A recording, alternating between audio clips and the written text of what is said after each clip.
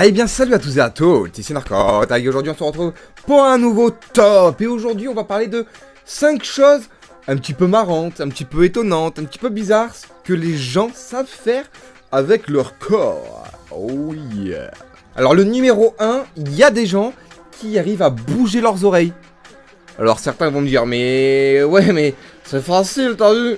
Il y en a ils vont me dire bah moi j'y arrive pas. Comment ça se fait? Pourquoi? Alors il faut savoir que les muscles derrière l'oreille sont un petit peu particuliers. Il y a des muscles derrière l'oreille qui servent à faire bouger les oreilles.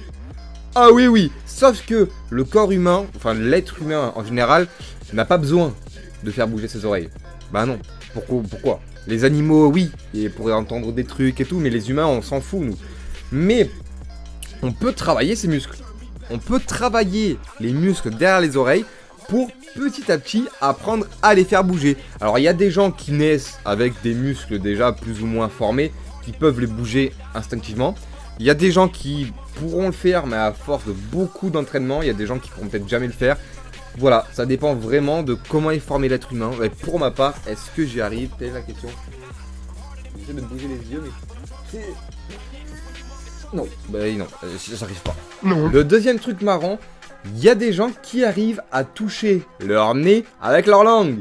Je sais, vous avez tous déjà essayé de le faire. Essayez. Ah, vous êtes déjà en train d'essayer. Ah bah bravo, je vous vois derrière la caméra. Alors, on a tous déjà essayé de toucher notre nez avec notre langue. Certains y arrivent, d'autres non. Il y en a qui ont des grandes langues, d'autres qui ont des petites langues. Ça n'a rien à voir. Et si vous voulez savoir, seulement 10% de la population mondiale est capable de le faire. Eh oui, soit parce qu'ils sont, comment on peut dire, ils y arrivent bien, ils ont une façon de faire qui marche bien. Il y en a, ils ont des grandes langues, d'autres qui ont des petites langues.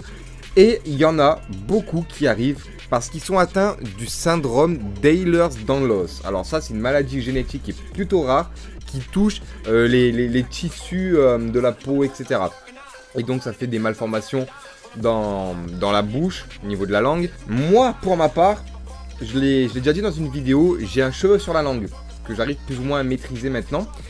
Et du coup, ça fait que j'avais le dessous de la langue qui était un petit peu mal formé, de naissance. Sauf que maintenant, alors j'ai une petite langue, regardez ça. Petite, tout est relatif, on est d'accord. Mais attention, mesdames et messieurs.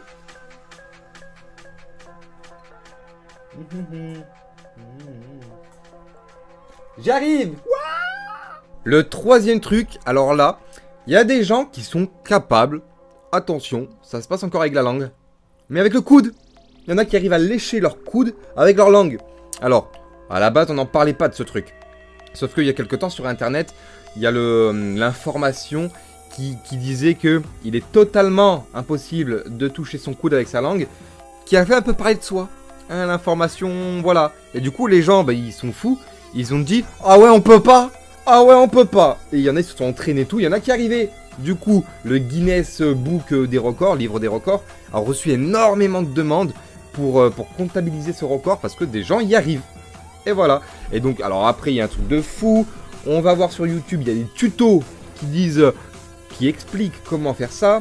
Alors, il y a des gens qui disent, si vous avez des bras plutôt courts et une langue plutôt longue, ce sera toujours beaucoup plus facile. Ah bon? Waouh, bravo, Captain Obvious. On va essayer ensemble, les gars. On se chauffe, let's go. Putain, on est plutôt loin. Ah, mais c'est même pas la peine. Le quatrième truc, alors, c'est quelque chose qui est normalement impossible, mais tout le monde peut le faire et l'a déjà fait. Et ça veut dire que le corps, il n'est pas parfait.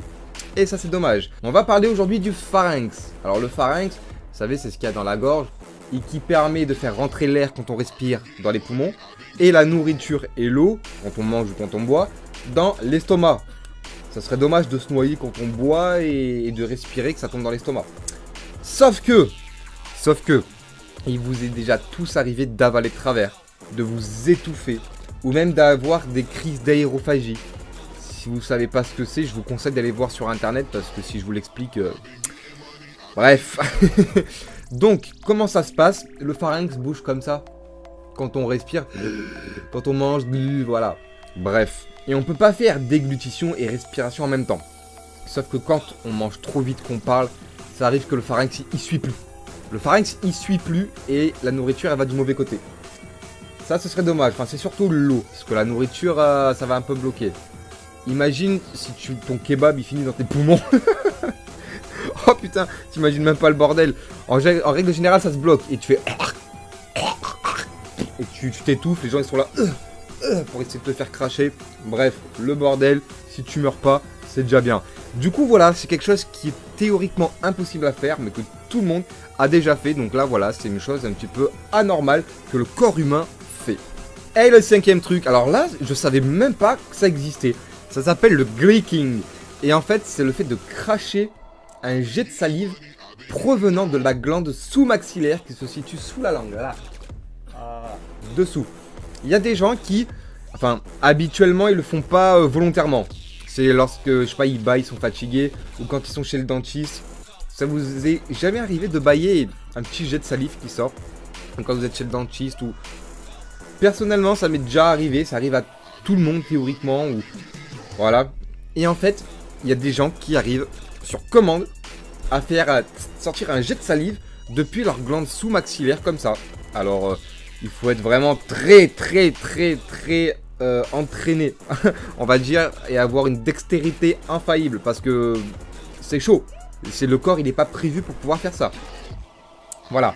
Et normalement, il y a même un petit effet psychologique qui marche avec ça. Lorsque je vous parle de salive, de cracher, etc., de langue. Vous n'avez pas la salive dans la bouche? Hein? Sinon, ben... Alors en fait, c'est moi qui est pas normal. Petit bonus, qu'est-ce que je sais faire moi de bizarre avec mon corps? Pas grand-chose. Deux petits trucs.